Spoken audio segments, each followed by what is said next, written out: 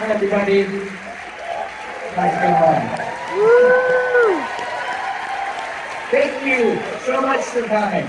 Seriously, I'm so excited to be here. Getting to premiere this movie here is an absolute dream. And I'll keep this pretty short and sweet, but I just want to thank you all for coming, and I want to thank our wonderful cast and crew, many of whom are here today, for really pouring their hearts and souls into making this thing. I'm really proud of what we made together, and I hope you guys enjoy it. So thank you again, and we'll see you after the movie.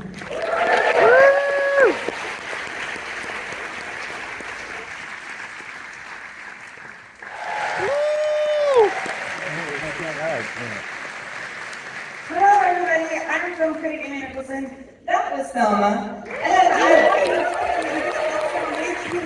first and foremost, our star, June Squibb.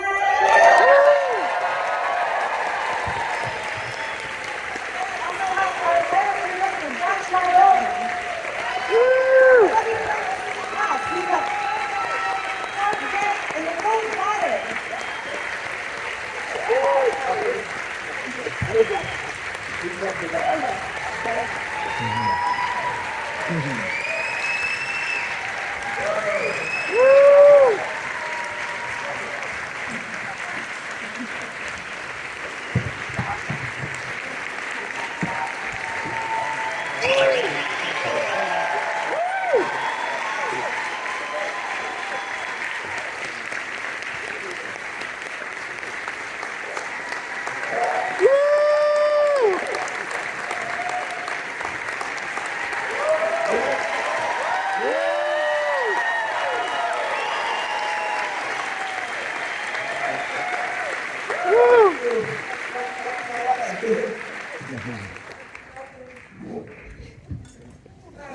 Well, first, June, Tom Cruise paid me to ask you this. Did you do your own stunts? Yes. All the scooter things were with me driving it. And I did the bed rolls and the antique store. I did all that. You climbed some stairs. Stairs. Well, I just got a glimpse right now before everybody came up. In the end credit, the real Thelma post, your grandmother, who is turning 104 next month? That's correct, yes. Well, how much of the story is inspired by true life, but also, how did your grandmother react when she told you you were making a movie inspired by her true life? It's inspired by true life to a point. The scam call itself is actually pretty verbatim, at least according to the story my grandma told me. And in real life, luckily, we were able to step in before she actually sent the money. But it kind of just got me thinking, what if she had sent it, and what if she had set up to get it back, which I would not put past her. And I sort of feel like she would do everything June did. And it kind of became this, this way to write kind of an ode to her grit and her strength, and to do it through the lens of kind of a lo-fi action movie around LA. And she was, when I told her, I think she was like, oh, okay. Like, I don't know that she thought it would kind of come to pass. She was like, oh yeah, that's interesting. You'd probably have to come up with a lot after that phone call, but She wasn't like, it's about time, what took you so long? Eventually she said that, but... I mean, is it true that she let the three of you film in her actual house? That is her actual house? Yeah. The first week or so we shot in her condo, which was really cool because it was where, she'd lived my whole life. She's living with my parents now, but so it was very surreal being in there with June and Fred, the whole gang. All the books were Josh's, the real Thelma and his grandfather's books. And they opened them up, and they had newspaper clippings and notes, and it was like the entire thing was there. And that was our first week, and sort of the smallest crew, and then we kept getting bigger from there. Is there anything of the real Josh in your performance? Were you borrowing anything for your grandson? It's really wonderful to be, Josh was incredibly, generous with his life, but also unprecious about it as well. So I feel like you gave us all the details, but then also let us go free at the same time. You could study me. Yeah. Well, watch watching this movie, to me it kind of felt like getting a gauntlet thrown down. You know, how do I want to be living my life for the rest of my life? You know, what should I be thinking of now so that I can be the person that I want to be then, which turns out to be basically a lot like you. And I'm curious if anybody in making this film was thinking about kind of that similar idea. I mean, Nicole, I feel like you will be a fabulous, fabulous non-generian. Thank you. Say your question again? I zoned out. I won't lie. I do have ADD and it's late and my medicine has worn off. Well, what kind of older woman do you want to be? What kind of old woman do I want to be? A fun one. I mean, one who's like, who goes on adventures. Like, it was a very inspiring movie. It was like, yeah, but give my fucking money back. That's the type of old lady I want to be. Don't scare me. I'm going for I this. think you're gonna do it. I see it. I believe in this. I mean, Clark, I'm guessing that you don't want people to nanny you the way that your character is nannying his mother-in-law here. I don't want people to nag me the way that I'm sorry, I didn't understand either. I don't have any excuse. I had all my medication, it's still pumping, and I didn't get a contact I later. thought we were going to get our partying in after this, but we're getting our partying before. I don't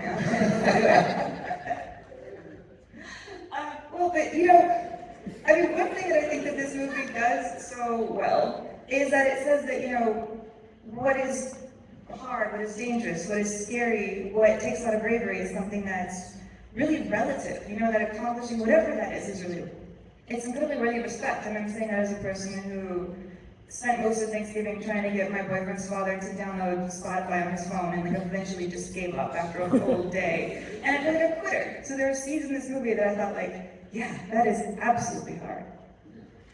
Well, I think that we have to have grit and determination to just continue, I mean, to live our lives. And, everybody knows it, but I'm 94, but I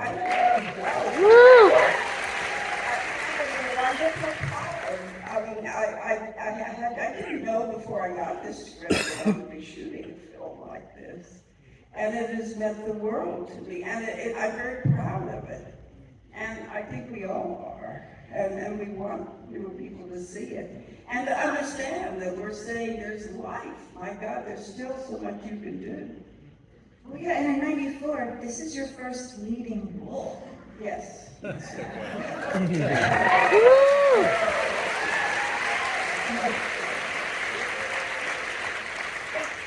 did performing become your dream? What?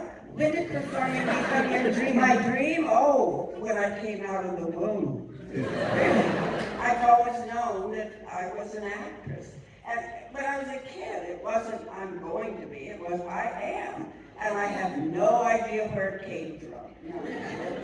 That's what I felt always. Well, you have worked on, I mean, I can't even count how many sets, how many stages, theater, film. You have dealt with at least over 100 directors, according to your IMDb. It is over 100. I had no idea until someone told me that. But this is Josh's first film, so how did he do? Thank you, June. Yeah, I think he's amazing. I've worked with other first-time directors. He's phenomenal. I mean, I just feel that what we got, this film that we just saw, I love it. I just love it, and I think it's a great film. And it's the beginning of a long, long, long career. Thank you. I just want to say also that I feel a ton of gratitude to June, to Fred, Clark, Nicole, Parker, Malcolm, all of my. I think there's a lot of people here today, by the way, who worked on the movie. Can you guys, just producers, cast, can everyone stand up? I just want to give you guys a round of applause.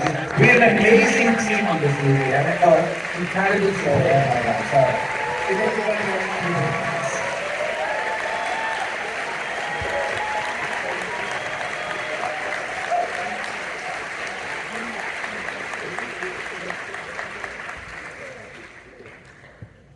Well, Fred, your scenes with Jim, I mean, they're so warm, they're so funny. But I also feel like they say so much about how I think all of us need to feel useful.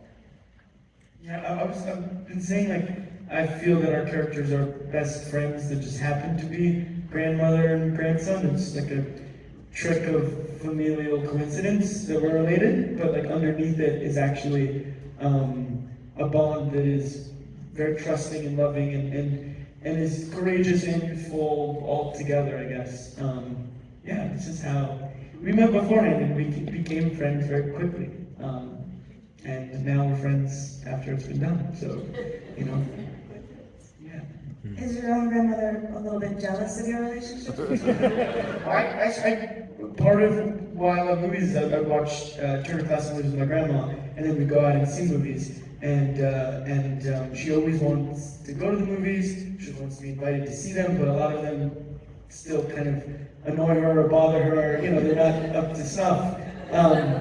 And so I'm really happy to be able to show this one to her because you know I really do think she will love it. Fingers crossed. I'll tell you guys. I'll come back. Well, I'll come back here and I'll tell you after. Well, Clark, you have a black belt in jiu-jitsu. You have actually played characters who have tried to save the entire universe, and I don't think you've ever made me feel as tense as trying to take a left turn.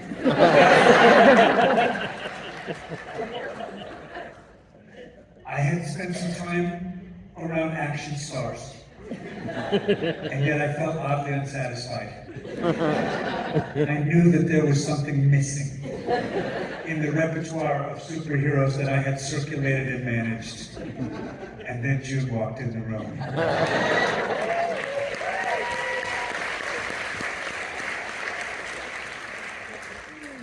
And she kicked ass. She kicked ass, baby! Yes, she did! She put the term bedroll into the action lexicon.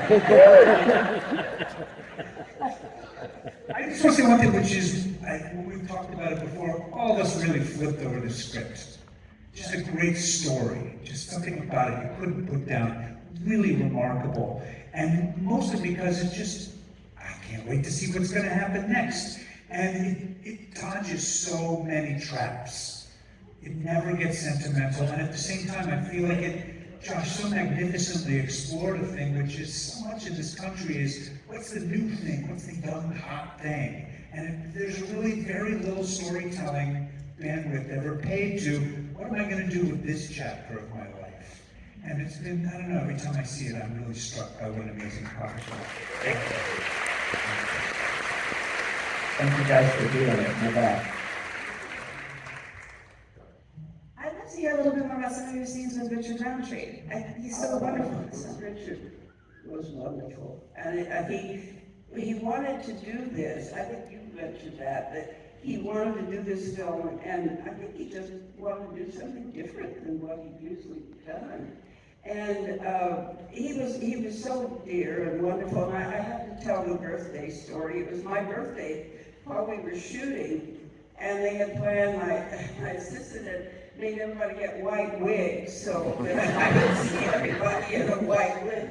And he wasn't called that day. And we were sitting there, and all once he came driving up with 2 dozen red roses and a white wig. He had come back for my birthday. I shall never forget that, and it has touched me so deeply that he did that. And it was just a glorious time with him. It really was. And we're honored and thrilled that if there was a last film, that we were in it with him. We love working with you. You for that. Josh, I heard that he told you found working with June a little intimidating. He did tell me that. I think he was, June intimidated us all, Richard included. I think we were just like, no one's more prepared. Nobody's better at like hitting their mark. June never dropped a line. Like, that's not normal for anybody. And so I feel like we just, having her at the center of the movie was really wonderful because I think it made everybody feel like they kind of had to up their game. Because, she was just setting the bar really, really high and being such a, wonderful collaborator and just a great kind of anchor. And yeah, Richard definitely did pull a set. I think Richard didn't realize that you guys were a little different in age. And when he found out your age, he was like, come here. He's like, she's 92 years old. And we're like, yes, That's the whole thing. And he was very funny about it. But luckily, he loved June, and they got along really, really wonderfully, which was a gift to everyone. Really, it was just really, really fun to have him on set. Well, I think it's about time we head out to the courtyard and celebrate this film, but before we do, I just have one last question for June, as we celebrate you. How do you feel about the word retirement? I don't know what it means.